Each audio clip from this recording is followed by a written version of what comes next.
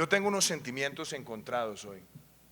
Por un lado, tengo la inmensa felicidad de ver una ley de la República que lleva el nombre de un ser humano ejemplar, en todo el sentido de la palabra. Y por otro lado, también tengo la nostalgia de no tener acá al amigo. Y hoy quiero exaltar la memoria de Juan Mario Laserna, haciendo también un homenaje a una de sus pasiones más grandes, el Tolima. Hace muchos años, Darío Echandía escribió un bello texto que se llamaba Técnica y Política, en el cual destacaba las cualidades de Mario Laserna Pinzón. Decía el maestro Echandía con una admiración profunda que Mario Laserna era un hombre totalmente excepcional para la cultura colombiana. Era un hombre del Renacimiento, científico, pensador, un hombre universal, al mismo tiempo un empresario, capaz de fundar una compañía que llevaba la luz eléctrica a la ciudad de Ibagué. En ese momento la proveedora del servicio era la Luz Laserna. Tenía también el ímpetu de labrar el campo, pero mantenía al mismo tiempo una relación casi de hermandad con los científicos más connotados de los Estados Unidos, quizás heredado de su paso, que fue siempre destacado por la Universidad de Columbia.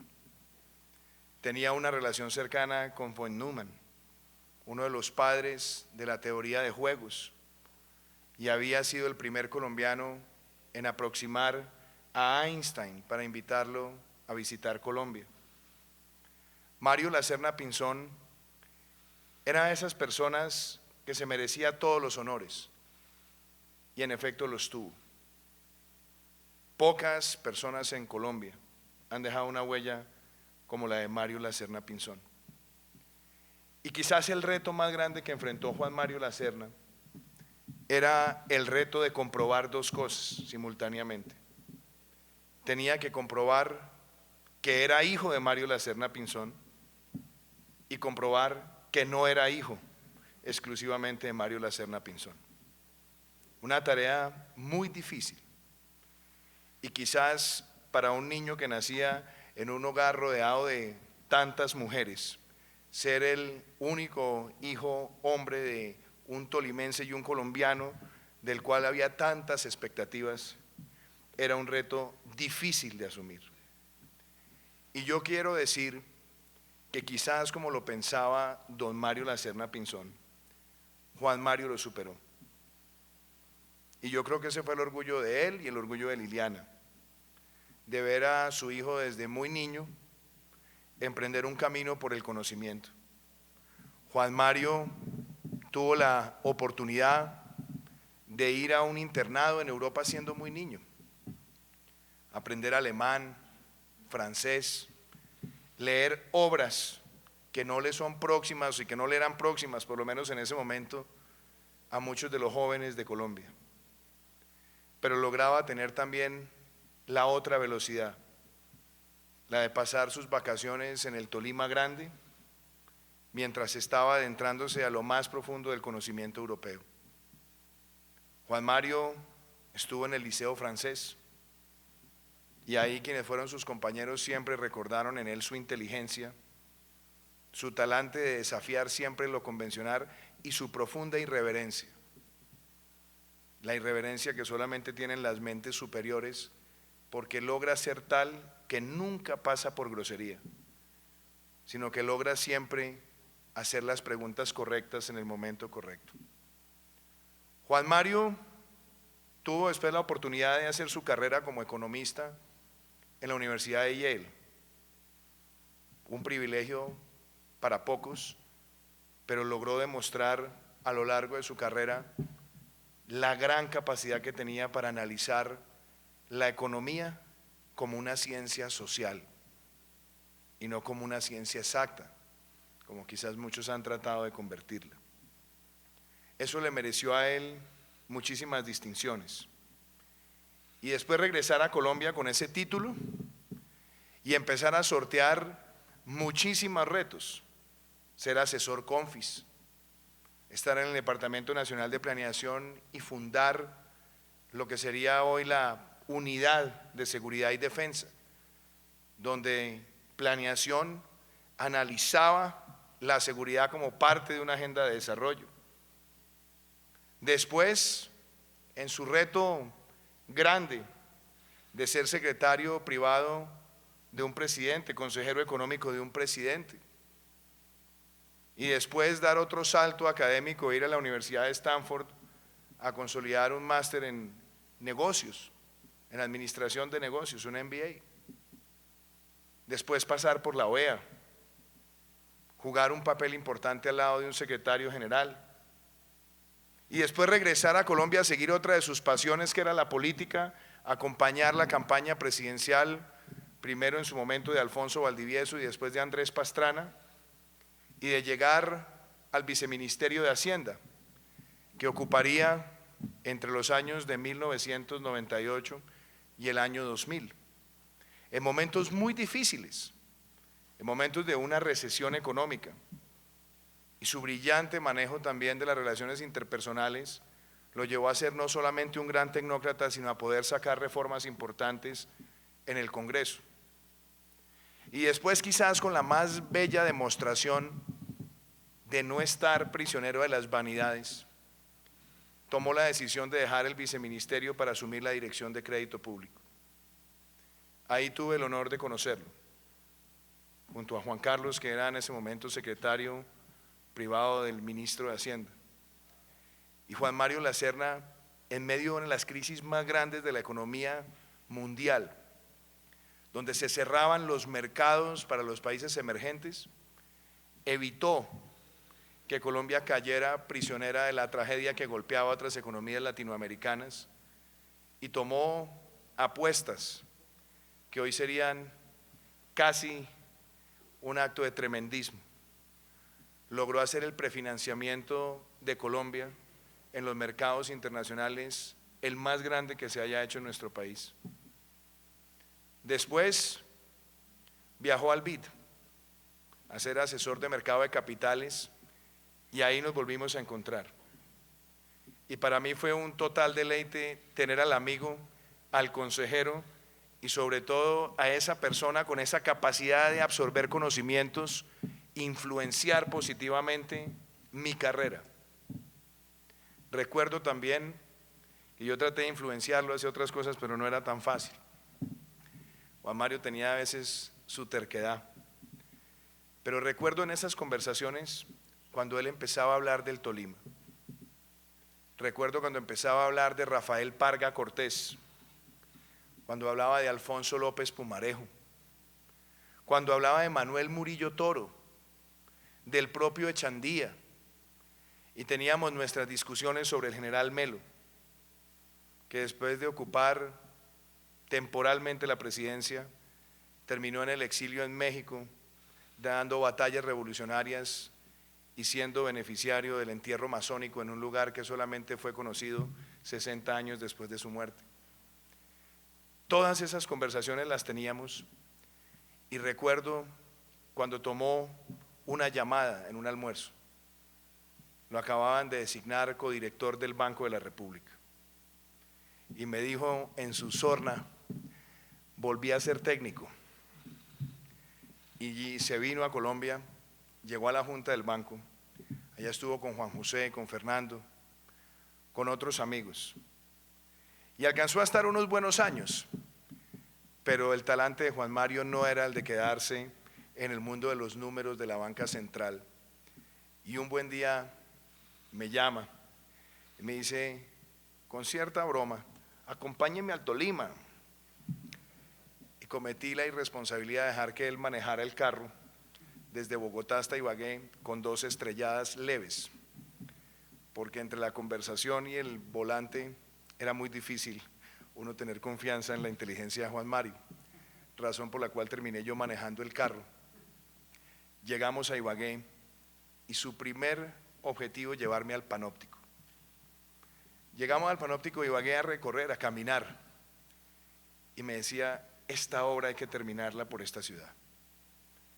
Y me contaba además con esa genialidad de dónde surgió el término panóptico, quién fue el que lo defendió, y contaba como si lo hubiera vivido en persona la idea de Jeremías Bentham de tener una prisión donde se pudiera ver en un solo punto el comportamiento de todos los reclusos.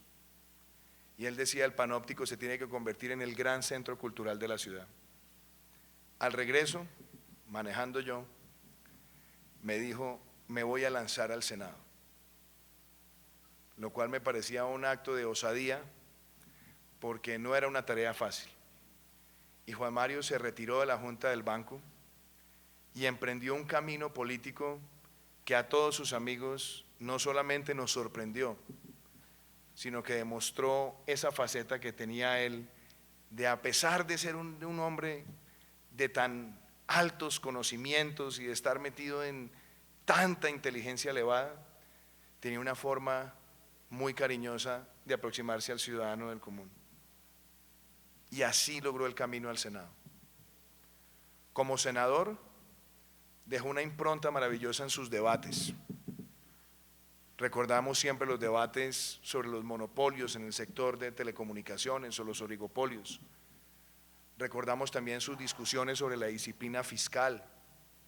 Recordamos también los debates que él planteaba sobre la necesidad de garantizar el fortalecimiento de la fuerza pública de la mano con una visión de un país que tenía que hacer transiciones en el territorio para garantizar que la presencia de la fuerza pública la acompañara también el brazo social del Estado. Al regresar a Colombia me encontré con él nuevamente en otra condición.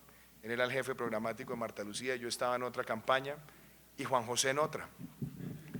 Y entonces debatíamos los tres entre foro y foro. Y siempre recordaré a esa genialidad de Juan Mario de nunca entrar al ataque personal y de ser profundamente argumentativo. Tenía una gran adoración por Marta Lucía. Hizo una belleza de jefatura de programática y creo que hizo un programa de gobierno realmente admirable. Yo recuerdo que pasados unos años y yo ya había llegado al Senado, siguiendo sus consejos, me atreví a decirle, Juan Mario, me voy a lanzar a la presidencia. Y en ese momento Juan Mario estaba, como lo decía Marta Lucía, entre la espada y la pared. Y él, que ya había adquirido muchas cualidades diplomáticas, no se atrevía a decir en cuál lado de la campaña iba a estar. Pero lo bonito es que no tengo duda que hoy estaría siendo parte de este gabinete como se lo merecía o como nosotros lo anhelábamos con Marta Lucía.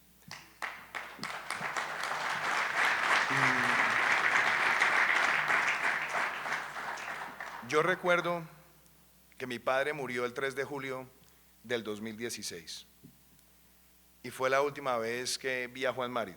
Me acompañó a los pocos días en la misa de mi padre. Pasaron 2 semanas y un domingo nos llegó la fatal noticia del accidente donde murió. Nunca lo podré explicar, pero sentí un gran vacío. Sentí un vacío por el amigo, sentí un vacío por el país, porque sin lugar a dudas creo que era el hombre de la inteligencia más grande de nuestra generación, que hay varios amigos de él y todos recordamos que Juan Mario irrumpía de una manera realmente inexplicable con un argumento que nadie lo tenía en mente y motivaba y propiciaba el debate. Y recuerdo también sus facetas humanas maravillosas, como una vez que me tocó, bajo encargo de él, llevar una esmeralda para que él mandara hacer el anillo de compromiso. No pude dormir durante 4 noches de tener una esmeralda de ese tamaño conmigo hasta cuando la entregué a la joyera. Y me llamó insistentemente hasta que el anillo estaba en mis manos y después traérselo a Bogotá.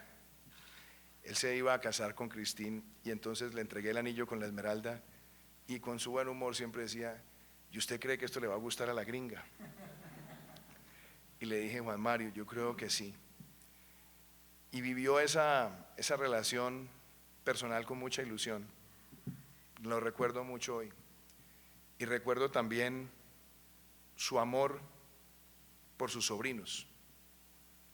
Recuerdo mucho el amor que él tuvo por Pedro, quien hoy es cónsul de Colombia en la ciudad de Miami. Cumplía la labor del buen familiar de dar el consejo oportuno y la enseñanza adecuada. Hoy recuerdo también a Juan Mario, el hombre de Estado,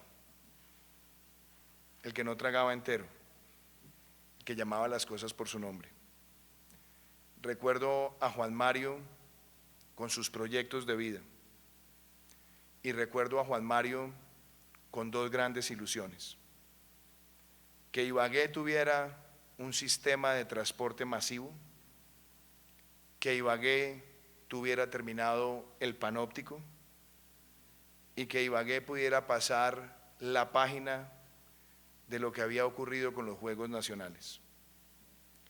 Hoy en su memoria puedo decir que el panóptico está próximo a ser terminado, en una labor que hemos querido acompañar al gobierno de la ciudad, y como presidente también puedo rendirle un homenaje diciendo que el año entrante esperamos iniciar el proceso del sistema de transporte masivo de Ibagué.